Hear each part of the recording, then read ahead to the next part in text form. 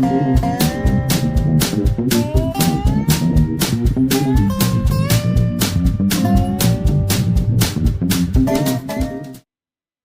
everyone, welcome to Warhammer. Today we're going to be going over the core rules. Probably tomorrow we'll do the advanced rules. I'm going to try and make this as short and sweet as possible, but here we go. So battle packs, you've got the Spearhead and match play.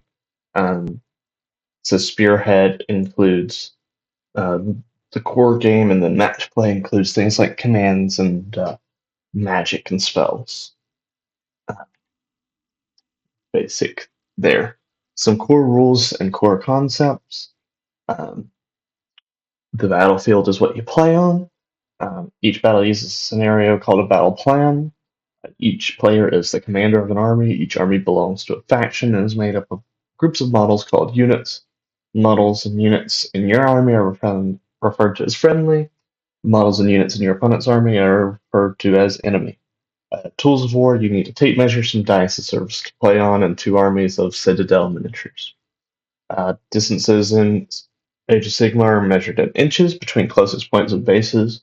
You can measure distances whenever you wish. When measuring the distance, always measure the distance between the closest points on the bases, the closest models in each unit. If a model does not have a base, measure to and from the closest point of the model instead. Within and wholly within, a model is within a certain distance of something. If any part of its base, it's wholly within. If every part of the base is within that distance. A unit is within a certain distance of something, in any part of the base of any model in the unit is within the distance. A unit is wholly within a certain distance of something if every part of the bases of all of the models in the unit is within that distance. Dice. These 6-sided dice, often abbreviated as a d6. Some rules refer to 2d6, 3d6, and so on. You roll a number of dice equal to the number before d6. A roll of 2 plus means a roll of 2 or more. A roll of 3 plus means a roll of 3 or more, so on. This is the kind of complicated one that's new. If a roll requires you to roll a d3, roll a dice and have the total rounding up. This is the new part. For d3 rolls, a roll of 2 plus means a result of 2 or more after having the total and rounding up. That means you really need to show a 3 on the dice, but it would be considered a 2 up. I hate this rule. I think it makes things needlessly complicated and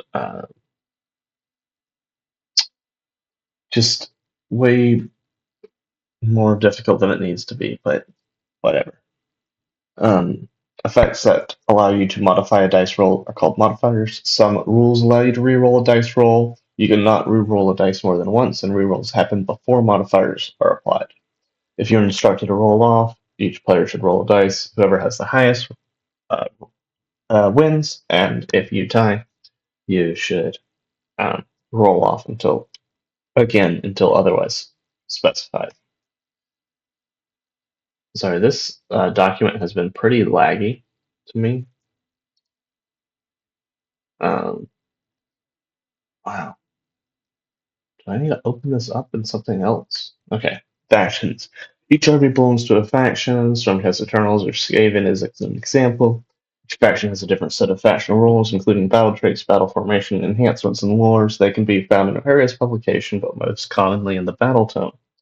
The rules for each unit are contained on a war scroll, so you've got your health, your move, your save, your control.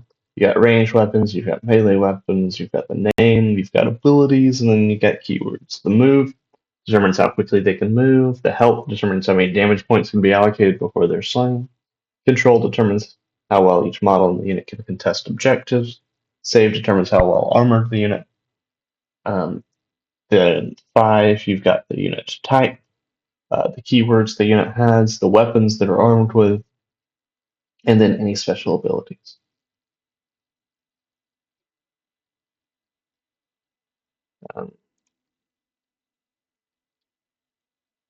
Abilities, the vast majority of things units can do are called abilities. So you've got your timing, so like this is in the shooting phase, your ability, then what you have to declare, pick a friendly unit that's not used, run and retreat, and then your effect, and then different keywords. Some abilities have one or more keywords listed at the bottom of their abilities. Units also have a keyword. Keywords let you know which abilities can be used or which units can be picked as targets for an ability. For example, the charge ability can only be used if it did not use the run or retreat. The timing of an ability tells you when it can be used. First, you declare the ability, tell your opponent which ability is being used. If the ability has to declare instructions, resolve them at this step. 2 is use a reaction, starting with the active player. The players alternate using any abilities within the appropriate reaction timing. And then 3, resolve the effect, follow the instructions on the effect part of the ability. The rule of 1. A unit cannot use more than one core ability per phase. A unit cannot use the same ability more than once per phase unless specified otherwise. A unit cannot be affected by the same passive ability more than once at the same time. For example, if a unit is within range of 2 different terrain features that have the cover passive ability, the effect only applies to it once. And then abilities that have the passive timing are called passive abilities. Passive abilities are not declared. The effects of passive abilities always apply if the conditions of the ability are met. It must be applied if it's possible to do so. And then we're going to go into abilities example. Ben and Jess are fighting a battle. Ben's Rattlers have charged into Jess's Liberators. It's Ben's turn to pick a unit to fight. So they use the fight ability, and Ben then uses a reaction to do all-out attack, and Jess does a reaction to all-out defense. And then now that that's done, they pick the fight ability. Just pretty simple. Visibility. A target model is visible to another model.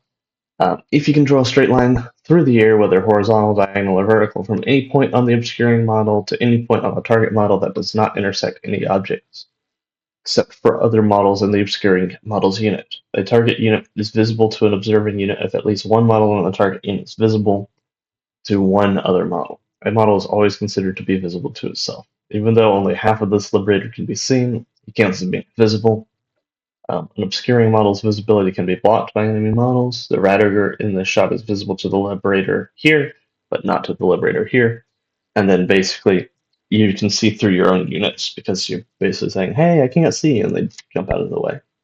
Then into movement and coherency ranges, or combat range.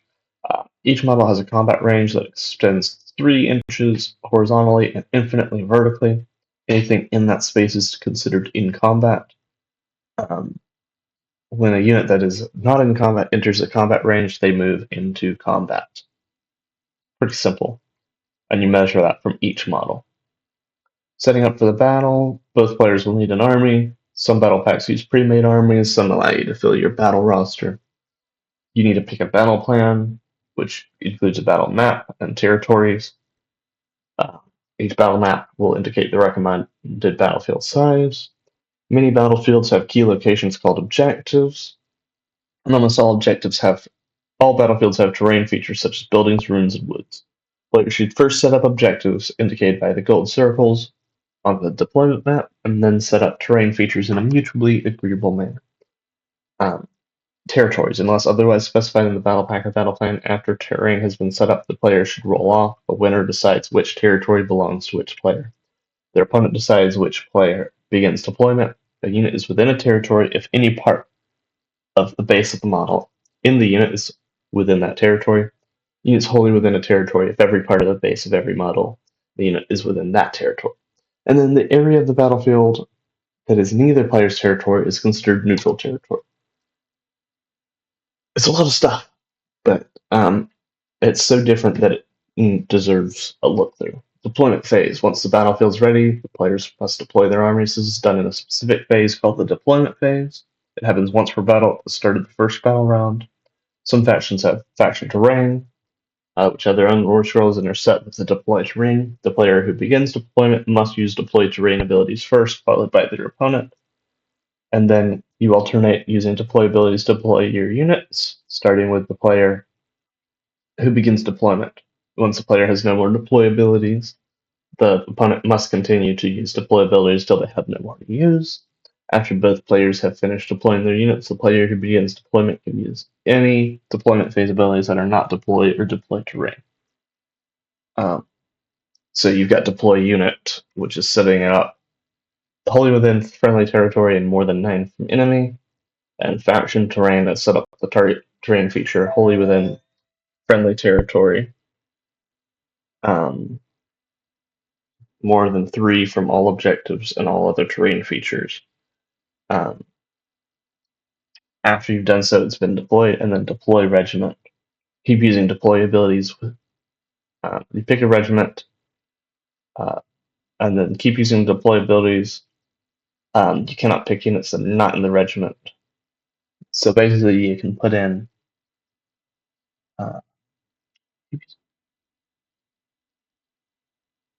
Yeah, so basically, you put down your entire regiment. Sorry, that one was a little confusing for me. Also, sorry if you heard that notification. A friend texted me. The battle. Each battle lasts a number of battle rounds. During each battle round, each player will take a turn. Turns break up into different phases. Start of the battle round, you determine the active player. The first one is the person who's finished setting up the army. If it's not the first battle round, they make a roll-off called priority roll. The roll-off is a tie. The player who took the first turn in the previous battle round decides who will take the first turn in the current battle round. When it is a player's turn, regardless of whether they take the first or second turn, they are referred to as the active player. Determine the underdog. Whoever has the fewest victory points is the underdog. If the players are tied, there's no underdog unless otherwise specified. And then at the start of the battle round abilities, the active player can use any start of battle round abilities first, then their opponent can do the same. Your turn is broken into 7 different phases, with start of turn, hero phase, movement phase, shooting phase, charge phase, combat phase, end of turn. You alternate, or you have the active player first, and then the reacting player. Except for fight abilities, they have a slightly different sequence where the active player's combat phase abilities go off, then the opponent's combat phase abilities, and then they can use the fight abilities.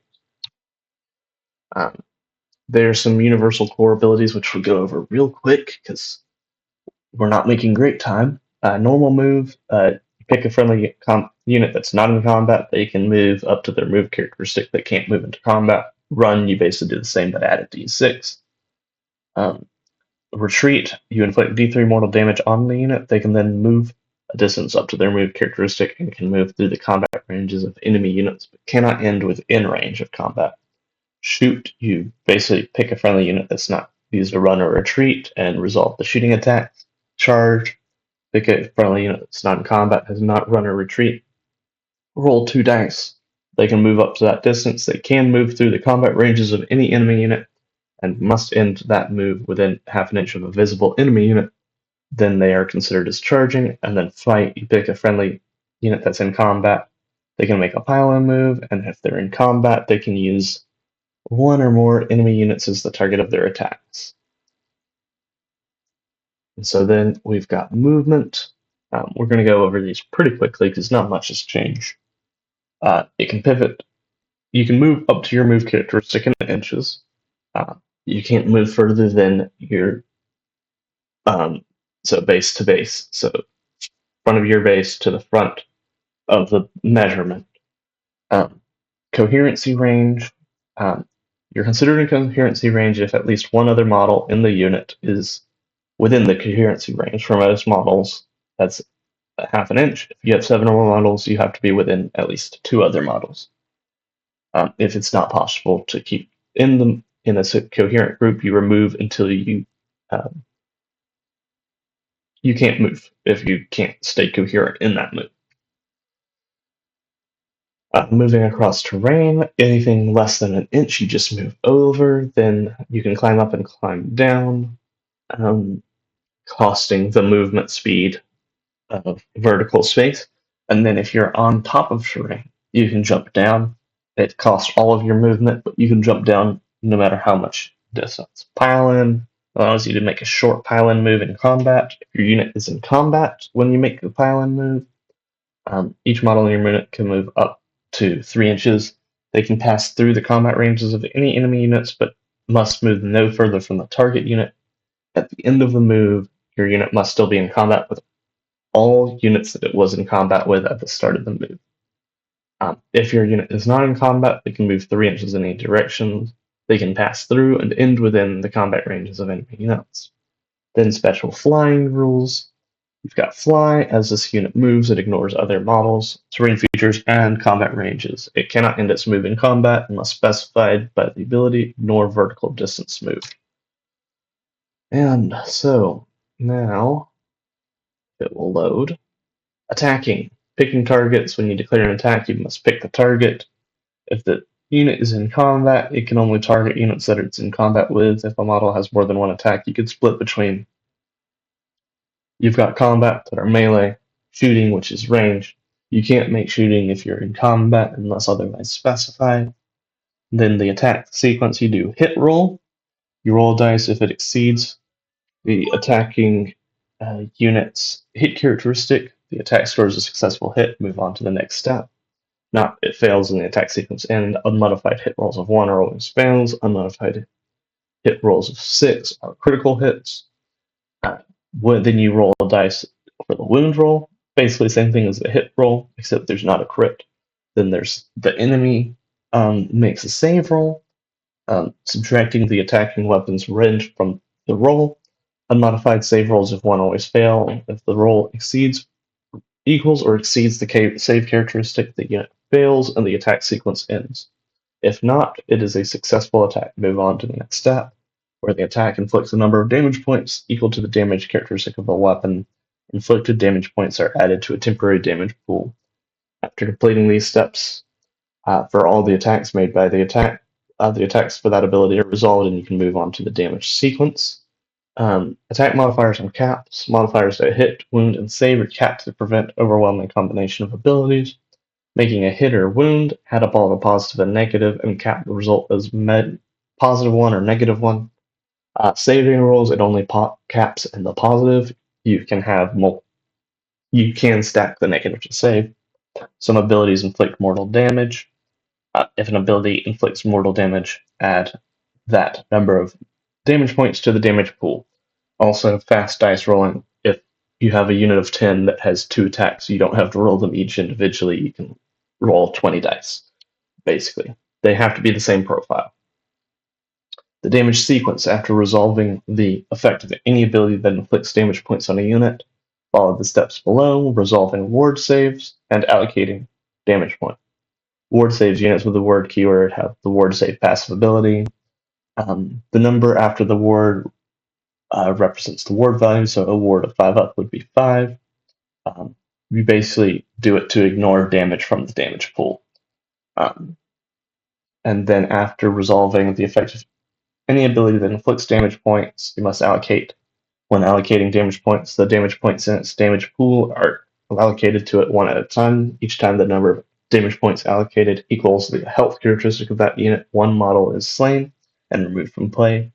Keep the number of damage points allocated to that unit is reset to 0. Keep allocating damage points until there's none left in the damage pool. If the number of damage pool allocated to a unit is not enough to slay a model, keep track of the number of damage points currently allocated to the unit, usually with a dice, and it's considered damage. The commander of a unit must pick which models are slain. However, after each slain model is removed, the unit must be in a single coherent group. If that's not possible, you remove till you can get them in a coherent group. When the last model of the unit is slain, the unit is destroyed and all remaining damage points inflicted have no effect. Similarly, if something causes a unit to be destroyed, all models are slain and removed from play. We're getting there.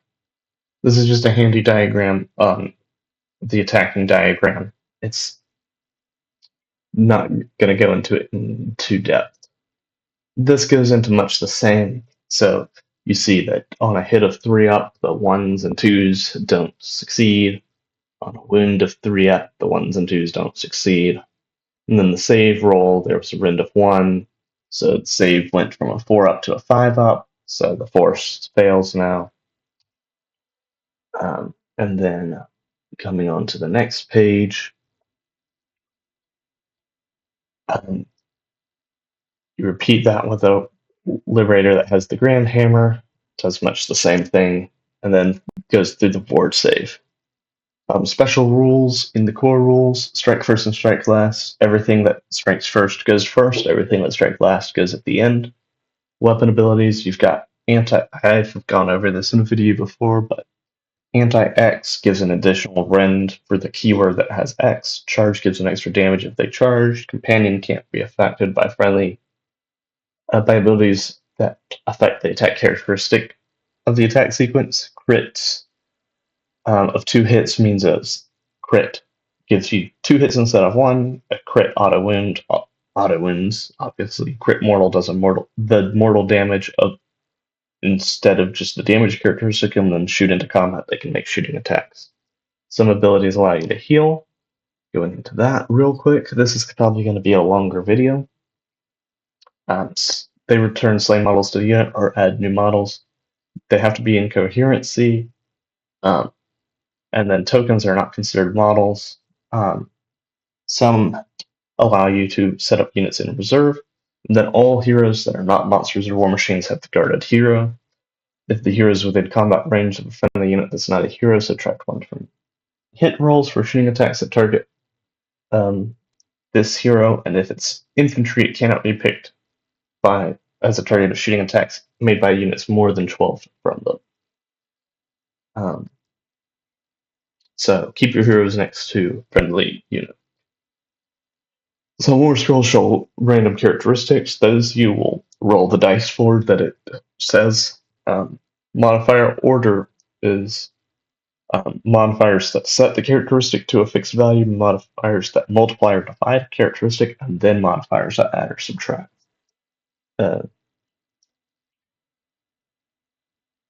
So use that. Unless stated otherwise, units using or picked as part of an ability must be on the battlefield. If an effect states that an unit can do something, you can choose whether or not to. If it states that you must do something, you must do it. And when this unit appears, it means the unit that's using the ability. If an ability affects more than one unit, the player who used the ability can choose the order. When resolving an effect, if you need to roll a dice for multiple applied units, roll and reserve the effect for one unit before moving on to the next.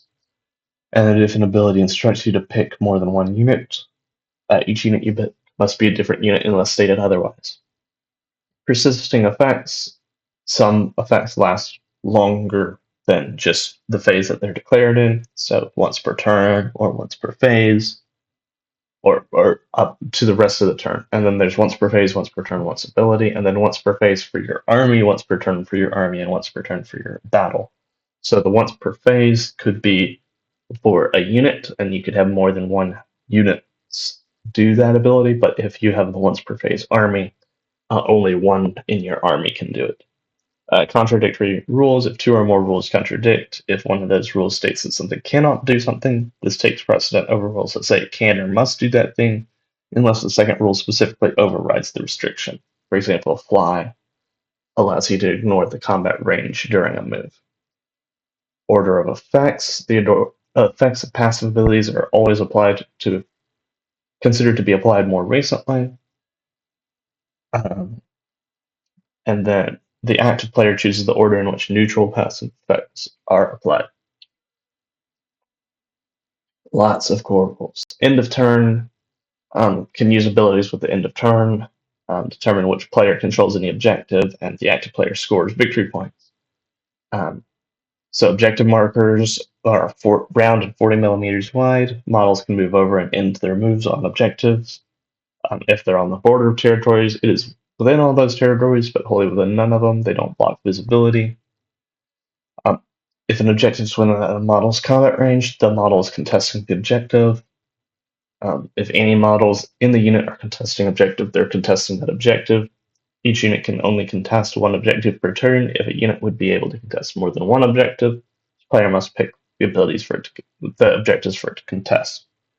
Both players have more than one unit that would be able to contest more than one objective. Before determining objective control, the active player must pick which of those objectives are being contested by their units, and their opponent does the same. Objective control at the start of the first battle round, at the end of each turn, follow the sequence. Starting with the active player, each determines the control score. So you sum up the control of all the models that are on it. Each player adds it up, and that's their control score. And then whoever has the highest gains control. It remains under their control until the opponent gains control of it. You can also contest terrain features, but you can only it does not remain in your control if you leave a terrain feature. And then that's it for the core rules. We'll cover the advanced rules in tomorrow's episode. Thanks, like, subscribe. Sorry for all the notifications that have popped up, but I'll see you in the next episode.